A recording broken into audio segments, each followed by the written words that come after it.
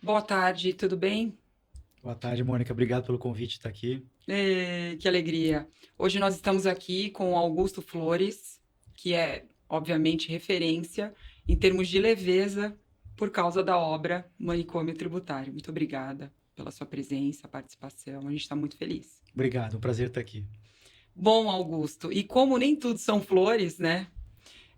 Eu acho que é bacana a gente começar essa nossa troca, essa nossa conversa, falando um pouco dos aspectos de leveza que a sua obra traz para o dia a dia, né? De certa forma, eu vejo o seu livro como um manual que a gente abre e vê ali, às vezes, um assunto, uma abordagem, mas a forma como tudo está escrito, como tudo está relacionado, a gente acaba se sentindo leve. E lidar com impostos, você sabe mais do que ninguém, com 30 anos de carreira que você está aí para completar esse ano, né, 2025. Isso. De onde veio a inspiração para trazer leveza em meio ao caos? Acho que isso é muito forte. Eu acho que isso aconteceu de uma maneira muito orgânica, porque a gente lida com incerteza todos os dias. E eu preciso transmitir essa incerteza para um acionista estrangeiro, para um chefe que está do outro lado do mar, né? E eu tenho que explicar isso para, no mais das vezes, para leigos, para um C-level, para um presidente, para um diretor de logística, de tesouraria. E como fazer isso se não for de uma maneira mais didática, mais lúdica, mais leve? Então, o livro tem sim esse caráter de leveza e também de nobreza da área tributária, porque ainda ontem eu lia no noticiário uma pesquisa sobre as profissões que estão em alta e as profissões que estão em baixa. E sempre eu vejo as profissões em baixa o contador, né?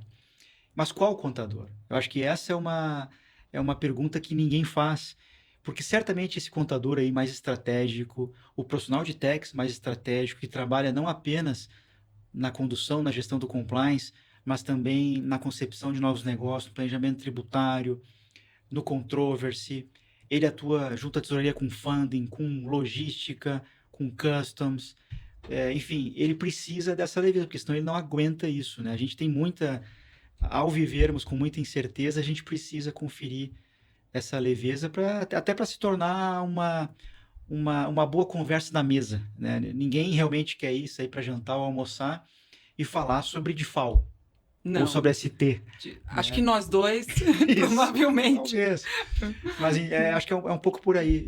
E aí eu tentei realmente conferir, né, ao livro esse caráter assim que fosse até romanceado, que fosse quase como uma prosa. É isso, esse foi o É. objetivo. E você usou uma palavra, eu acho que eu nunca ouvi isso, gente. Ele usou a palavra desculpa. E você usou uma palavra que me chamou muito a atenção, e eu acho que eu nunca vi isso, nobreza. Sim, acredito muito nisso, né? O profissional de quando a gente pega a formação em negócio, você pode ser economista, administrador, você pode ser contador. Dentro ali dessa área de negócio, você pode trabalhar em tesouraria, contabilidade, o financeiro, quanto a pagar e tax. E o profissional de tax, ele conhece razoavelmente contabilidade, ele precisa. Ele precisa saber que o que ele faz impactou em margem ou impactou below the margin. Ele precisa saber que tipo de retorno aquilo vai dar para o acionista ou não. Ele conhece um pouquinho de tesouraria, ele conhece um pouquinho de financeiro, ele conhece um pouquinho de liquidez, endividamento. E não é tão verdade assim que os seus colegas de contabilidade conheçam tax ou do financeiro conheçam tax. Então eu acredito muito nessa nobreza do profissional de tax. Eu acho que ele tem tudo para, especialmente agora, no momento de reforma tributária, de Pilar 2, de preço de transferência, de a gente realmente exercer esse protagonismo que durante muito tempo ficou dormente. Nós éramos os profissionais que, de alguma maneira, davam notícia ruim para alguém, dizendo Verdade. fomos autuados, tem multa. Eu acho que agora a gente tem que aproveitar esse momento para dizer: olha, veja, eu consigo te ajudar a estabelecer uma nova filial no Nordeste, a descentralizar as importações, a tomar crédito aqui ou ali, criando soluções para o negócio, né? Agora, Augusto, com base em toda a sua trajetória, você citou a reforma tributária. É um momento novo, desafiador, interessante, e eu realmente achei muito bacana a forma como você trouxe, né, o ato da nobreza no exercício, né, no trabalho, no esforço do profissional. contador, advogado tributarista, né? Tudo que resume o mundo tributário. Como você vê a condução desse profissional em meio à reforma tributária durante todo esse processo de transição, os anos que a gente tem para frente, assim por diante? Mônica, existe uma grande armadilha que a gente precisa ser inteligente o suficiente para não cair, que é achar que reforma tributária é um projeto tributário. Ele não é. Ele é um projeto da empresa, liderado pela área tributária. Não é por razão diferente disso que lá na empresa onde eu trabalho, em outubro, a gente fez um grande seminário chamando os grandes tomadores de decisão da empresa, finanças, comercial, logística, customs, o banco e tudo mais, para explicar a reforma tributária, desmistificar a reforma tributária. As pessoas abrem todo dia o Valor Econômico, a Você, a Exame, e elas leem coisas que nem sempre são verdades. E pior, às vezes elas têm viés ideológicos. Então a gente promoveu esse dia, o Tax Day. A gente todo ano tem um Tax Day. E nesse ano passado a gente promoveu ele focado na reforma para desmistificar, para realmente falar o que é a reforma e como ela vai nos impactar. Dito isso, a gente precisa entender que a reforma ela tem alguns momentos chave. Você tem um diagnóstico preliminar. Como a sua empresa está posicionada hoje em termos de carga tributária? Como ela estará em dezembro de 32? E como ela vai se comportar nessa transição a partir do momento que some PIS e COFINS, começa a reduzir ICMS? Que tipo de impacto isso tem no meu preço? Que tipo de impacto que isso tem na minha margem? Que tipo de impacto que isso tem no meu custo? Que tipo de impacto que isso tem na minha operação logística, que tipo de impacto que isso tem na capacidade que eu tenho de atrair novos produtos para serem fabricados no Brasil, ou será que vai ser melhor importar? Então, envolve uma série de fatores, eu preciso envolver uma turma grande ao redor da mesa. Eu só consigo fazer isso se eu der uma mensagem muito clara que reforma tributária é um projeto da empresa. Eu sempre digo o seguinte, em janeiro de, por exemplo, 33, alguém vai precisar emitir uma nota. Isso não é só do tributário, né? Então, acho que o grande ponto é a gente ter a capacidade de juntar outras cabeças, com outros pontos de vista, com outros objetivos, ao redor, em torno de um negócio que vai mudar completamente a maneira de fazer negócios no Brasil, a maneira de tomar decisões de investimento no país, né? Então, eu acho que o profissional de tax ele precisa estar atento a isso e saber que isso pode levar ele para um outro patamar. Em termos de habilidade, quais habilidades você ressalta como protagonista para esse tipo de processo? Porque, de certa forma, é como se a gente imaginasse uma orquestra e a área de tax, ela vai conduzir o processo, que é a reforma tributária, que é um projeto da organização. Quais são as habilidades primordiais para esse profissional? Acho que tudo começa com comunicação. Fantástico. Comunicação, eu costumo dizer o seguinte, para cada assunto grande que a gente precisa tratar dentro da área tributária, eu costumo ter 5, 6 apresentações diferentes. Então, por exemplo, tese do século. Eu precisava, num dado momento, explicar como é que aquilo ia impactar o negócio. A gente tinha uma apresentação super detalhada, que era uma apresentação para discutir com o time de tax. A gente tinha uma apresentação um pouco menos detalhada, mas um pouco mais hermenêutica, que é para discutir com o jurídico, com os advogados. Uma outra detalhada, mas um pouco mais sintética, para discutir com a auditoria externa. Uma outra detalhada, mas pensando em diferentes efeitos, com a controladoria. Uma outra one-page slide em inglês para discutir com o meu chefe que fica no exterior. Então, assim, a gente tem que ter essa capacidade de orientar a nossa comunicação com base na audiência. Porque a comunicação não é o que eu falo, é o que os outros entendem. Então, é muito mais importante um CFO levantar da mesa e dizer assim, eu entendi. Um diretor comercial sair da mesa e dizer, eu entendi. A logística, por exemplo, a logística nesse exato momento em que se fala no término dos incentivos fiscais, muitas empresas que têm incentivos fiscais estaduais nas importações vão perder isso em 32. E o que a logística está pensando sobre isso? Poxa, eu vou ganhar flexibilidade. Quem sabe eu consigo importar por portos que estão mais próximos dos meus clientes finais. Então, esse tipo de comunicação é muito importante. Então, eu tenho a brincadeira que eu sempre falo, se você sentar numa mesa e discutir com o comercial que a exportação, você sabe que ela é imune, porque a exportação é imune, mas se o diretor comercial disser que é isenta, não fica corrigindo ele, ele entendeu que não paga imposto, né? Então, é muito importante a gente se despir um pouco dessa vaidade de querer mostrar que conhece, que a gente sabe o artigo, o inciso, a jurisprudência, e falar uma linguagem mais desapegada, mais simples. Se a gente conseguir percorrer esse caminho com uma comunicação clara, a gente tende a sair no outro lado da ponte, no outro lado do túnel, muito mais fortes, muito mais protagonistas enquanto área, né? E além da comunicação, você tem outra habilidade para explanar com tanta clareza para gente? Eu acho que a gente tem que ter uma capacidade muito grande de contar história, de engajar o time, Fantástico. né? De engajar o time em torno de um objetivo. Nós vamos passar por dificuldades terríveis, Mônica. E, Certamente. assim, aquela coisa, o dia a dia, num dado momento, alguém poderia lhe perguntar: você em algum momento pensou em desistir da carreira tributária? Muitas vezes. Mas a gente é resiliente, a gente procura, né, colocar em prática ali o antifrágil, né, do Taleb e seguir em frente, porque a gente gosta do que a gente faz. Então a gente precisa ter essa capacidade de, ao longo desse caminho, engajar as pessoas, tentar mostrar que lá na ponta tem uma coisa melhor, mais simples. Essa semana aí saiu uma entrevista do Bernard na revista Veja, em que ele falava, quer dizer, em que pese toda a complexidade, toda a dificuldade, se fala muito que vai primeiro piorar para depois melhorar, né? Ele falava, olha, essas 400 páginas que se tem agora da regulamentação não se compara a 800 páginas que o regulamento de CMS tem em cada estado, e são 27. E cada município são 5.500, fora imposto de renda, fora PIS e COFINS. Então, realmente, é ter a capacidade de mostrar para as pessoas que a gente está entrando num, quem sabe, admirável mundo novo, né? E se não for assim, eu vou escrever o Manicômio Tributário 2.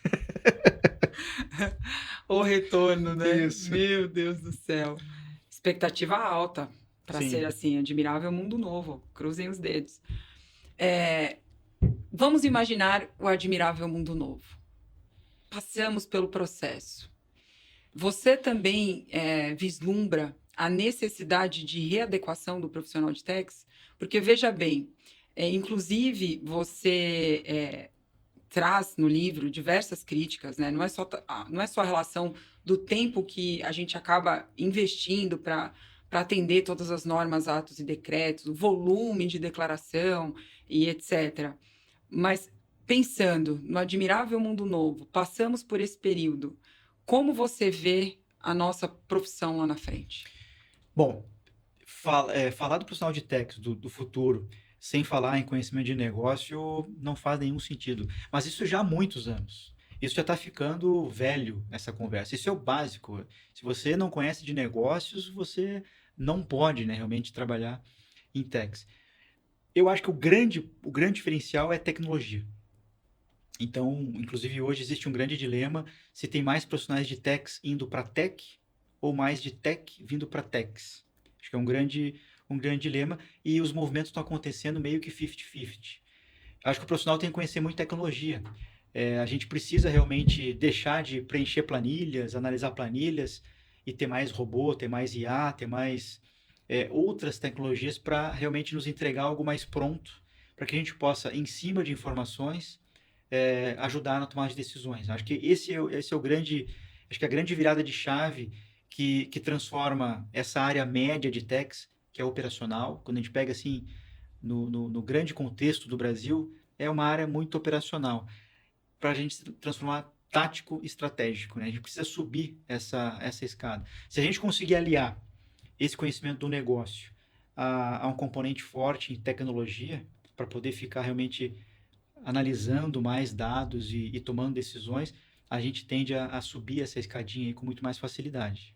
Fantástico. Eu também acredito que a tecnologia certamente fará parte do futuro. E essa a conclusão que você trouxe, né, do movimento da área de tecnologia versus techs, a gente pode, então, de certa forma, presumir que lá na frente uma área de techs tende a ser composta por pessoas híbridas, né? Você tem aquela pessoa, vamos pensar aqui numa reformatação da área. Sim, Hoje a gente tem assistente, analista, pleno, sênior, etc., supervisor, coordenador, e aí você tem o rol de atribuições de cada indivíduo, geralmente associado tem que ser associado ao universo que a gente tem hoje. É um universo extremamente capcioso e, obviamente, cheio de mutações. sim, Quando a gente caminhar para o admirável mundo novo, isso vai, obviamente, ser totalmente revisto. Então, a atribuição daquele indivíduo no futuro, no admirável mundo novo, tende a ser uma atribuição completamente diferente do cotidiano, do hoje.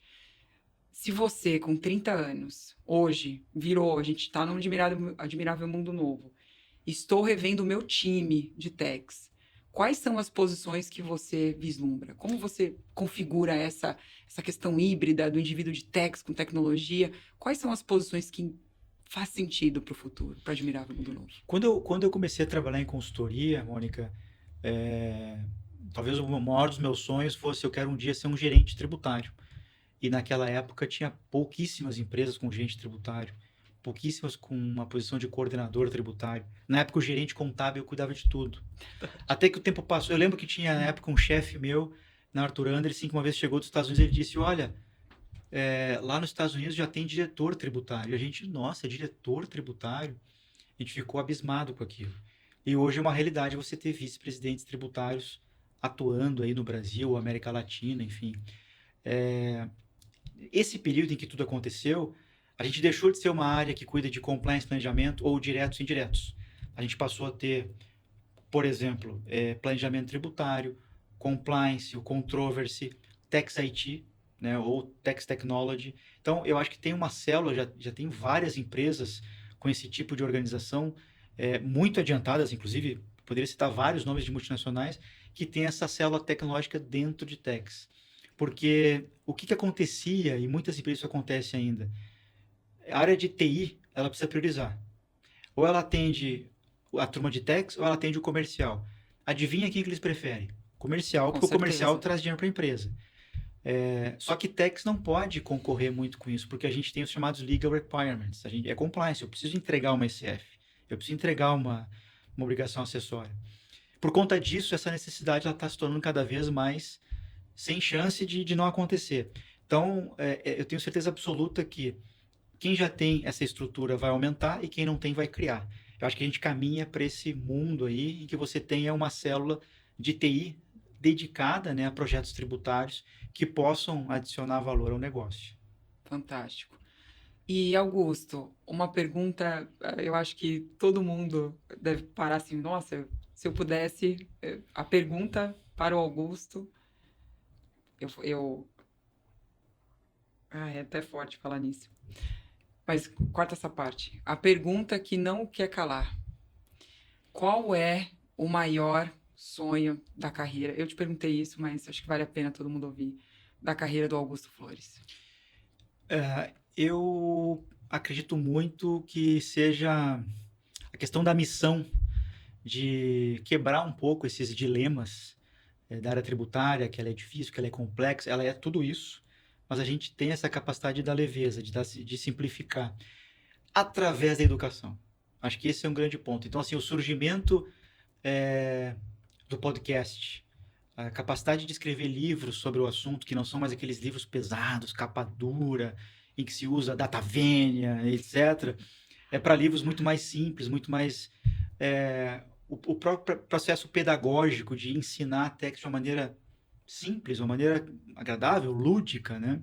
Então, eu acho que o meu grande objetivo, o meu grande sonho é cumprir essa missão, né? De poder mostrar para as pessoas que texto é divertido, que a gente tem uma série de oportunidades ali, que não é tão um bicho de sete cabeças assim. É lógico, a gente precisa se despir um pouco daquela vaidade de mostrar, nossa, como ele fala Verdade. termos rebuscados, como ele conhece a legislação. Não, esquece um pouquinho isso e tenta dar uma mensagem de simplicidade. Eu acho que a gente tem muito a ganhar com isso. E eu venho desenvolvendo esse trabalho, né, em paralelo à minha carreira executiva, através de mentorias, através de curso, através do próprio podcast, para tentar dar essa mensagem, né, de simplicidade, de nobreza, de que as coisas podem ser diferentes do que sempre foram. Né? E é muito forte essa mensagem, porque eu estou na casa, quase chegando na casa dos 40. Uhum. E quando eu penso em toda a trajetória, 20 e poucos, 30 e poucos, 40, estou chegando aí, como durante todo o tempo, a maioria grande parte da nossa educação, da nossa convivência no mundo corporativo, como ela é dura, né? Como essa sua filosofia e essa missão, legado que você tem como grande sonho da sua carreira, ela acaba, de certa forma, contribuindo de uma forma gigantesca para a qualidade de vida das pessoas. Obrigado. Qualidade de vida mental, porque, querendo ou não, assim, um depoimento pessoal. Quando a gente tem o desejo de fazer algo bem feito, vou virar, quantas noites, né? Eu virei à noite ali naquele Sim. relatório e etc e tal, e ansiosa e tomando café, etc e tal. E a gente, o profissional de techs, ele às vezes coloca aquela roupa de super-herói, etc. E não é sobre isso. A gente não tem como controlar o incontrolável, né? Existe algo muito maior que é como tudo acontece nos bastidores, como o governo lida com isso, etc. e tal. E eu vejo que, de certa forma, o profissional de techs, ele vive ali sempre com o pé atrás. Aí, obviamente, a gente se depara com os problemas, desdobramentos, depressão, estresse, ansiedade. Então, é inevitável não falar sobre isso. E concomitantemente, aquele que leva para casa o trabalho acaba tendo impacto em tudo, né? Nas suas relações com o amigo, com a família, com os filhos. Então, como fez falta ter um Augusto Flores desde sempre? Como fez falta? É muito forte pensar nisso, né? O quanto a gente olha para tudo que já aconteceu, quantas vezes, né, a gente sofreu o impacto do que, nossa, mais uma nova declaração, nossa, agora eu vou ter que fazer adaptação no meu sistema e etc. Então, ver isso como um legado é algo fantástico, porque realmente eu não só levanto a bandeira, mas visto a camiseta de que o mercado precisa disso. Eu acho que tem algumas questões, né, por trás disso que você comentou. Primeiro, eu fico muito agradecido com essas palavras, né, mas nem sempre foi assim, né? Hoje eu tenho uma missão também de mostrar para as pessoas que dá para fazer outras coisas, né? Então, existe vida lá fora. Você não precisa pensar que para ser um grande gestor, para crescer na carreira, você precisa passar a noite trabalhando, comendo aquela pizza em cima do teclado, trazendo aqueles sacos de bombom para tentar animar a galera, tomando litros e litros de café. Eu passei por tudo isso, mas eu preciso fazer melhor. As pessoas que estão vindo depois de mim, elas precisam viver num mundo melhor do que eu vivi, né? Senão vira aquela coisa de como foi ruim para mim, vai ser ruim para você também. Eu preciso quebrar essa lógica. Então, por exemplo, na empresa onde eu trabalho, eu posso tirar fotos disso e provar. No dia 1º às 5h01, se você tirar uma foto da área, não vai ter ninguém lá. Ah, que No dia forte. 2 às 5h01, se tirar uma foto, não vai ter ninguém lá. No dia 3 e tal. É possível fazer isso, né? E aí a gente precisa mostrar que, se é possível, as pessoas começam a avaliar, poxa, eu quero participar disso. Então tem muita gente, pô, eu quero trabalhar lá, eu quero trabalhar com você, eu quero trabalhar nesse ambiente. Nem tudo é sobre dinheiro, sobre promoção, sobre conhecimento. Eu quero trabalhar num ambiente bacana, né? Essa questão da relação da confiança, eu acho que o Brasil precisa melhorar Nossa, bastante, bastante. muito. Eu tive experiências aí na Europa, Holanda, por exemplo, em que trabalhava numa empresa que importava chassi da Bélgica e, e produzia o produto final em Eindhoven. Uhum. O que acontecia na Bélgica? Acumulava crédito. O que o gestor tributário fazia? Periodicamente, botava uma planilha embaixo do braço, ia no birô da Receita e dizia: olha, esse mês ou esse período aqui eu acumulei tantos euros de crédito. O fiscal dizia: só um instantinho, pois não, só quer um cafezinho, então Ai, meu virava, ia Deus. num fichário de ferro, pegava, tinha lá, ah, sim, pois não, vinha com um cheque nominal, dizia: ó, tá aqui o seu crédito. Nossa, me Numa arrepiei. outra situação que eu também vivenciei foi, você ia tirar um ativo intangível da Holanda para trazer para o Brasil através de um aumento de capital, e o fisco foi visitar a empresa perguntando, fez uma pergunta só: isso representa perda de empregos na Holanda? A resposta era clara: não.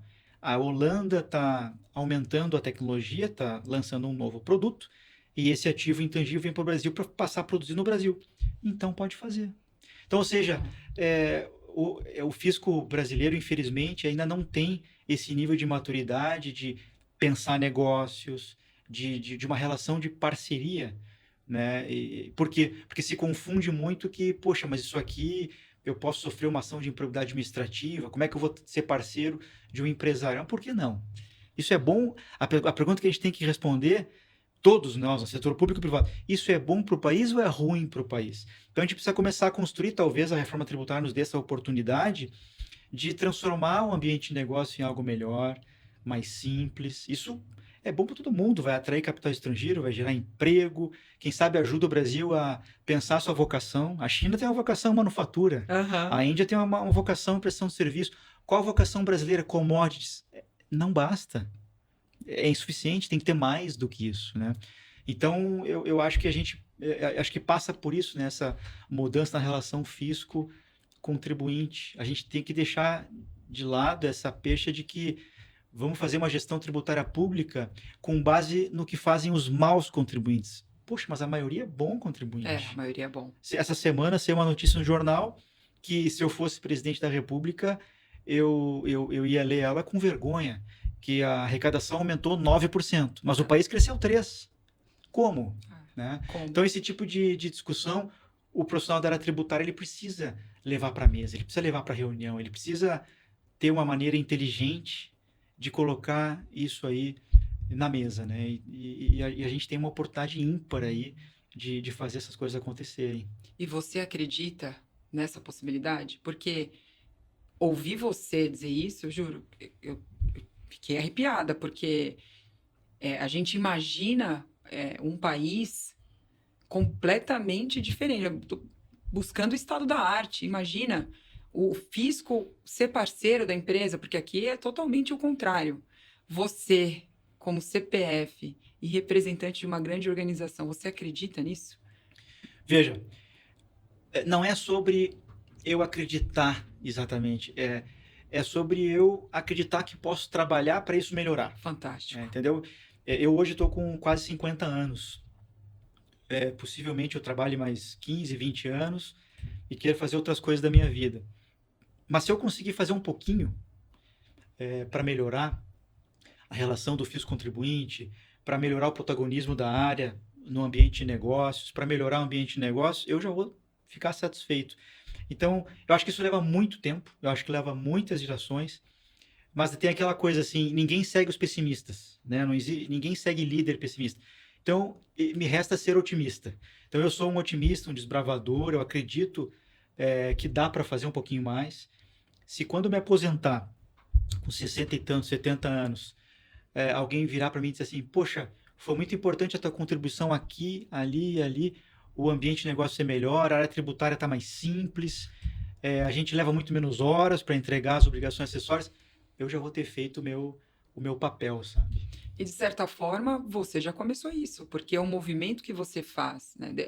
Esse apoio, toda a missão que você tem em transformar mesmo, né? Transformar o cotidiano, transformar a mente do profissional de techs. De certa forma, você já está ali plantando essa semente e conduzindo a gente, né? Se for parar para pensar, a responsabilidade do trabalho que você faz acaba impactando toda uma nação. No fim, é sobre isso. Sim. Eu te confesso, Monique, que eu não penso nisso, porque para mim é maior, para mim é uma missão. Se você me dissesse que eu não faço isso, eu ia continuar fazendo porque é a minha missão.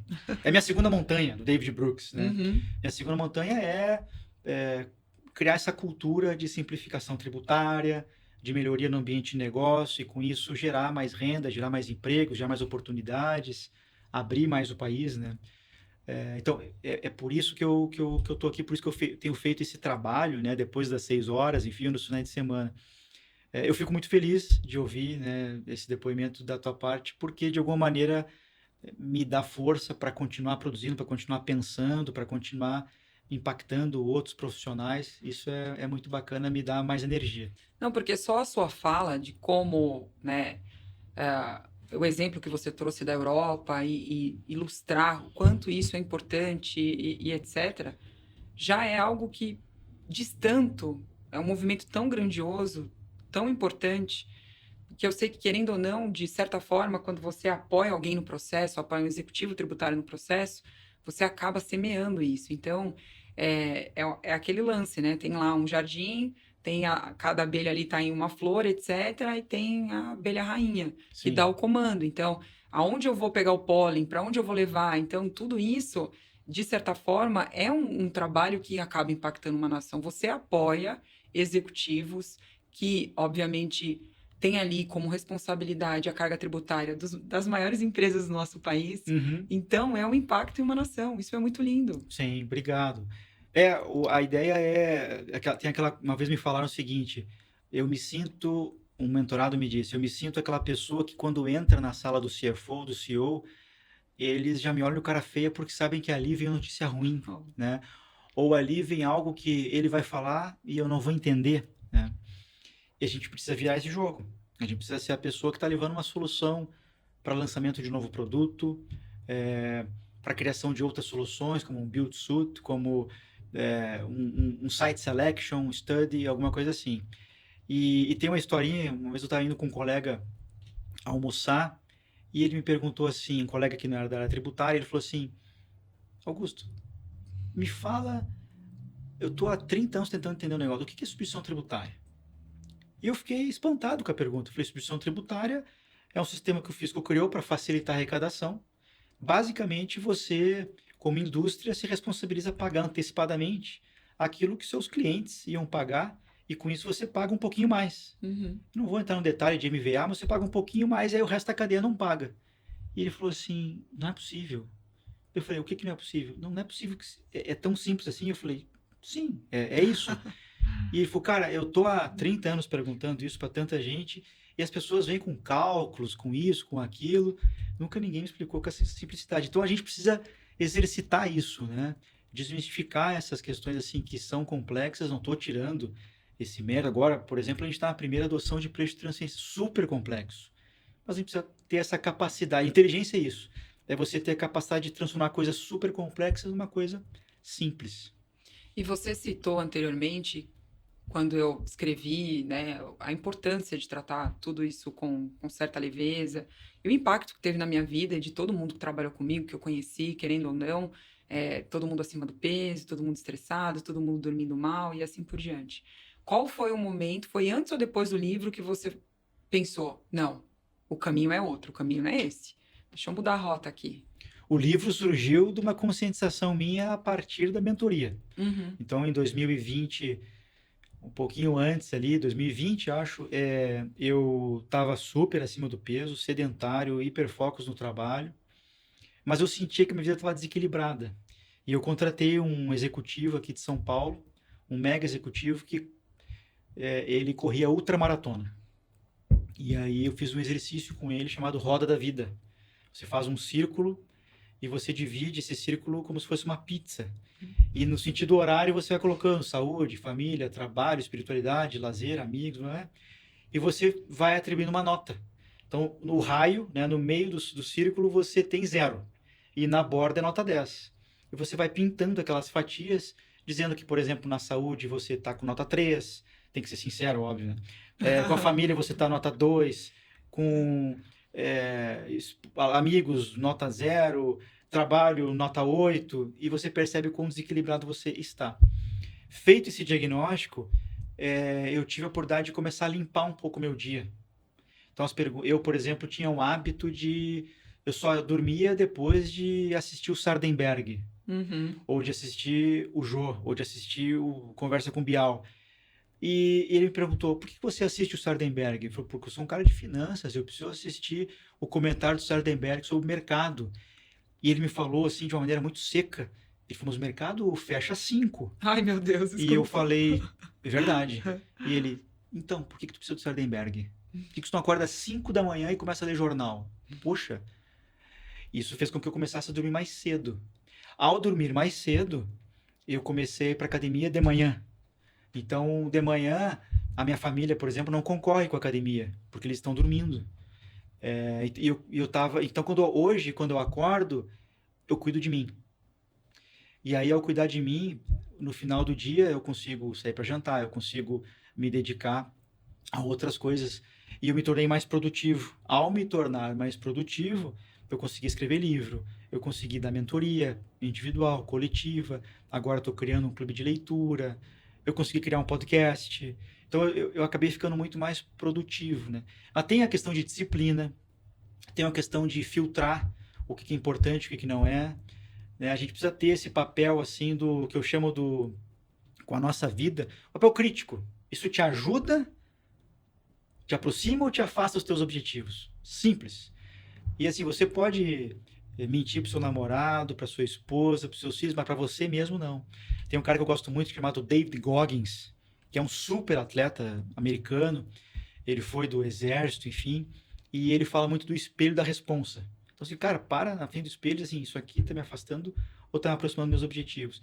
E se estiver te afastando, tenha coragem para eliminar aquilo do teu dia, né? E aí, lógico, com tudo isso, celular, redes sociais, você precisa equilibrar isso, né?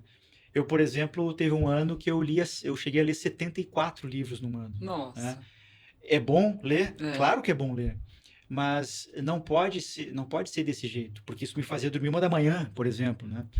Então hoje eu sou um cara mais equilibrado. Eu leio, mas eu leio 30 minutos, 40 minutos, eu faço exercícios, eu assisto um filme, eu tô com a minha família, e aí eu consigo, com esse equilíbrio, fazer tudo que eu preciso, e me sinto melhor, né? Emagreci 20 quilos, voltei a surfar, eu nado, enfim, acho que é super importante, até como exemplo, mostrar para quem está vindo, para os analistas, para os assistentes, dá para fazer. Dá para fazer. Eu lembro que, talvez você lembre também na nossa época de início de carreira, a gente olhava para os líderes, todos eles acima do peso, fumantes, tomando remédios, né?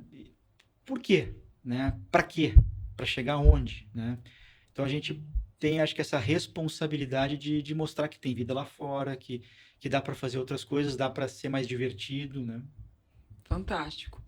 E a última pergunta, para encerrar com chave de ouro. Sim, diga. Uma mensagem do Augusto Flores para a próxima geração aí de tributário, a galera que está saindo da faculdade, uma inspiração do Augusto Flores. Seja curioso, procure ter repertório cultural. Quer dizer, não é porque você trabalha na área tributária que você vai apenas decorar a legislação ordinária, a instrução normativa, os regulamentos, os artigos, os precedentes. Isso é pouco. Você não vai conseguir conquistar ninguém na mesa do happy hour falando sobre isso. Ninguém quer saber sobre DIFAL, sobre ST, ninguém quer saber sobre tese do século, né? Tem a capacidade de falar sobre biografias, sobre teatro, sobre cinema, sobre séries, sobre viagens, sobre vinhos, sobre filosofia, sobre antropologia. Isso sim vai criar o repertório de você conhecer mais as pessoas, se conectar às pessoas, ter a curiosidade sobre as pessoas, como é que elas estão se sentindo. Eu gosto muito da ideia de gestão people-centric, né? Que você sabe que tudo é commodity. O sistema é commodity, os negócios, as margens, tudo é commodity. Mas se você se cercar de boas pessoas, bom, ali você tem um diferencial competitivo. Então, tente ser, né, uma voz interessante na mesa e leve isso muito a sério. Se você conseguir fazer isso por um ano, vai ser um diferencial. Por 5, por 10, eu estou fazendo isso há 30, né? E eu percebo como é importante isso para ser ouvido, né? Para ter realmente um lugar de fala, né? Acho que isso é muito importante. Fantástico, inspirador. Obrigada. Obrigado você pelo convite. Um abraço. E um abraço a todo mundo!